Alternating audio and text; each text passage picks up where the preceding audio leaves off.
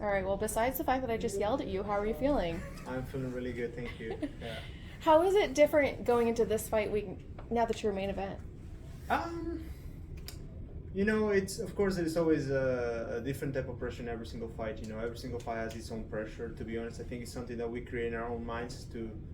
Like, we kind of need as a fighters, to be honest, a little bit of pressure. I think it get us in the right state of mind to be able to fight, and it's another fight. It's just another fight. It's gonna be a main event, but it's another fight. I'm excited. So. And what were your thoughts when you got your opponent's name? I was like, let's go, like I was ready to get a top opponent. I knew they were not going to give me any single opponents, so I was like, you know what, I was ready for it. So, of course, it doesn't, if they gave me somebody else, it was still going to be a really tough fight. So, I'm excited for this fight. So. Should we anticipate a 3-round war, or are we looking at maybe a quick finish? What's kind of your game plan going in there? Always when I go into the fight, I go prepare for a 3-round war, but I take whatever comes. Like if the knockout is there, I take it. If the submission is there, I take it. But knowing both of us, we both are very durable, very tough. We both will fight till the end.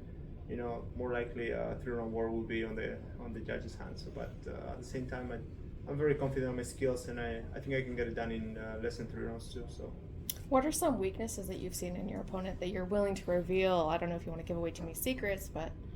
Well, I know his classes very well. I study him along his classes, so then you just do whatever is opposite to that, and then it's he likes to come in forward a lot, so that could be something that could be exploited. So it really comes down to whether he gets reckless or not, and that could be something that I could exploit, especially with my style. But he's a very tough opponent. We, as my team, we have worked on some game plans, but at the same time, it's a fight. You go there, you do your best, and then adapt as it goes. Right? It's a fight, so you gotta adapt all the time. And I know that it's kind of split. I hear fighters sometimes say, I don't watch tape at all, let my coaches do that. Some fighters want to be the ones watching tape. What's your philosophy with that? Both. I watch as much as I can, and then I show to my coaches, just because in the end of the day, I'm the one who's going to go there and fight. So I want to see what type of strikings, I want to see what kind of movements, I want to see everything before going into the fight. So I watch some tapes, and then I send to my coaches, like, hey man, this is what we're working with, what should we go into it. So I can do everything, and when it comes down to fighting, we prepare and we're like, okay, well, we're focusing on this and that for this fight, but at the same time we train everywhere, everything, just in case, because the fight, like I said, sometimes something doesn't work, so you gotta adapt right away. And just a fun one, 3 of us here are from Vegas. Yeah. How do you feel about this weather compared to Vegas weather? It's different for sure. Vegas is really hot, but it's dry. Mm-hmm. It is really hot, but it's suffocating. Yeah. So it's like, it's just like, it's just the humidity, right? But at the same time, it's, I don't know. I think they both are hot. So yeah.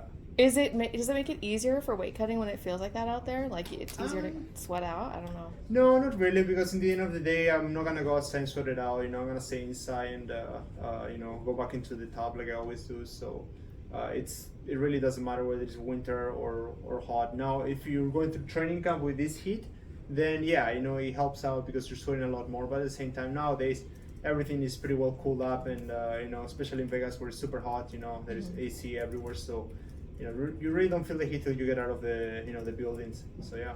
And one last one, who do you predict will be in the finals?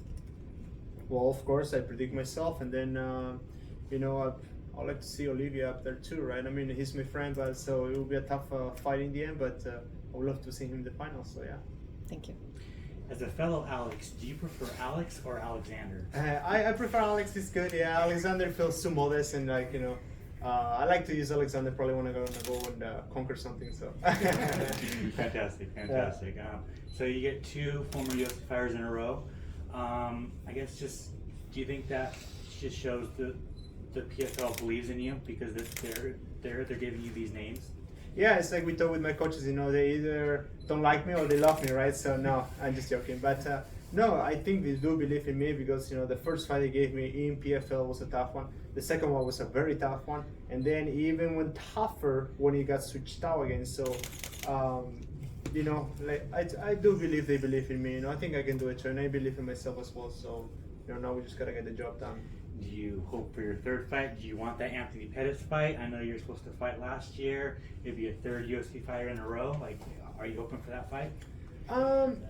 Well, it's a good exposure, you know, like fighting a big name is always a good exposure. You beat a name like that and your name all of a sudden becomes, you know, it's almost like you take cover, right? But at the same time, you know, it's, to be honest, man, whatever comes, you know, everything is welcome. I'm ready for it, so yeah. Awesome, thank you. Yeah, man. You're currently sitting with 3 points in the top 4.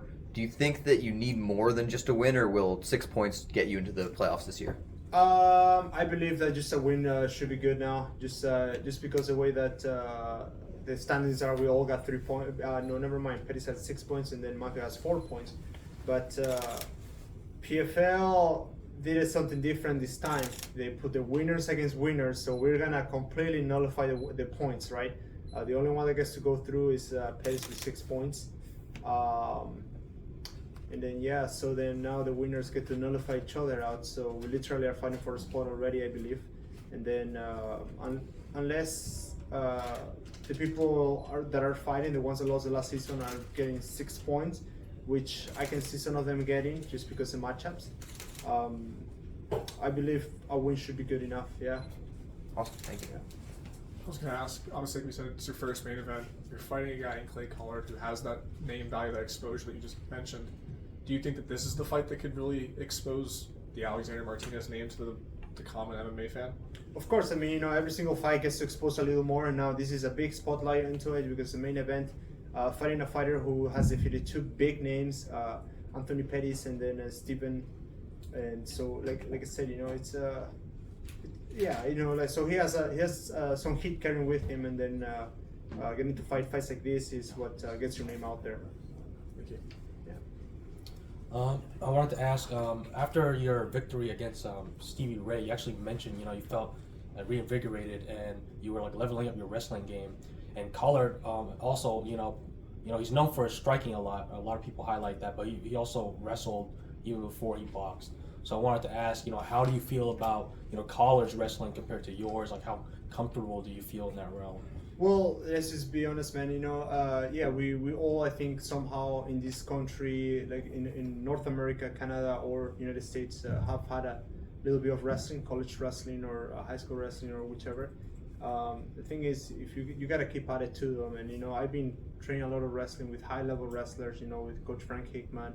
Now with Coach Nebit from Syndicate, he was a double NCAA. So, you know, high-level wrestlers, as well as my coach from back home, Adam Link. I've been wrestling since pretty much I started my MMA career, so I really believe in my wrestling. Man, you know what? You just go there and, you know, you take the fight as it goes. Like I said, you know, everything comes natural once you're there. You know, you don't force anything. You see a lot of people try to force stuff, and they usually don't have a good time. So you gotta go there, enjoy yourself, and just let things come natural. Yeah. Training has done. So yeah. I also just wanted to ask, you know, first main event, you know, a lot of people see you as an underdog. Like, what would this win mean to you, and what kind of statement are you trying to make? Every single win is really important. Every single win is, you know, it gets you up in the ladder. There is, what's the biggest fight? The next fight. You know, that's the biggest fight every single time. I've been the underdog since I came to PFL. I kind of been the underdog pretty much. In out of all my fights, I've probably not been the underdog, maybe out of 3 only.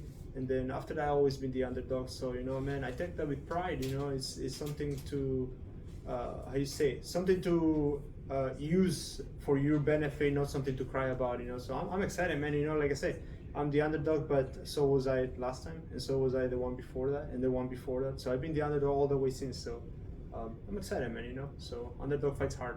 Yeah. Yeah. If you had to pick like one thing that you think you're gonna surprise a crowd with coming into this fight, what would you say?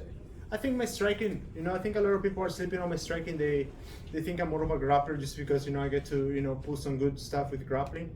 And but, you know, I don't think people realize how high level is my striking. You know, like I just got a different type of striking that people are not used to. You know, they're used to that grind there, standing there and bang type of striking. But my striking is a little more slick. You know, it's a counter striking, right? So, like I said, I think people will be surprised to see me striking. Okay. Yeah. Thank you. Yeah, man. Thank you.